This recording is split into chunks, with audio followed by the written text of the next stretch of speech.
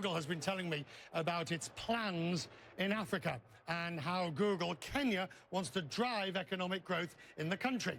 The head of Google in Kenya is Charles Morito, and he says their success is tied to the company's success. Now, last week when I was in Nairobi, I sat down with Mr. Morito, and obviously it was before these latest revelations and walkouts, so we didn't get the opportunity to discuss the sexual harassment issue, but it did give me a chance to talk to him about what Google believes is the right way forward in Africa. Kenya is part of the sub-Saharan Africa's three main countries. We have South Africa, Nigeria, and Kenya, and we're consistently working to really ensure that we make sure that we have as many users in those three countries and everything around those countries. So each one of those three supports the neighboring countries as well. So what's Google's game here? I mean, obviously you're selling search, and you're telling me the other products of YouTube and the like. But yes. What else do you want to do here? What plans? Because you want to be part of the infrastructure. So the first thing is actually to make sure that we unblock some of the challenges. So there are three main challenges that we've encountered.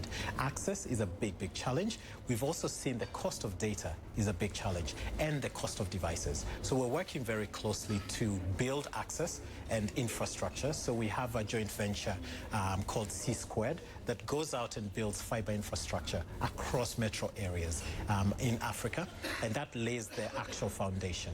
On the device side, we're working with manufacturers to make sure that they get better devices at lower prices.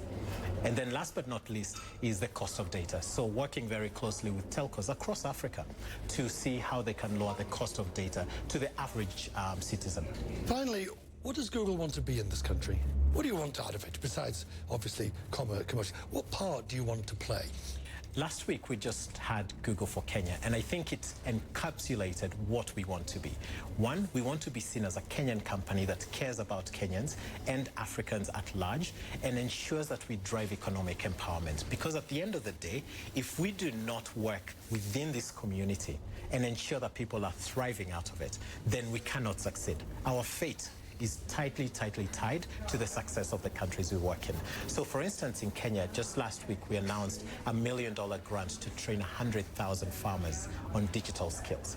In Kenya, farmers, small-scale farmers, contribute to over 40% of the economy. And so we believe that that is the kind of space that we need to help drive knowledge and empowerment to be able to empower those people. So once they have more disposable income, they can use our products. But at the end of the day, we have to be part of the community. Thank you very much. Thank you, Richard. Very nice drink, this. What's it called? This is a dawa. Dawa. Cheers. Cheers.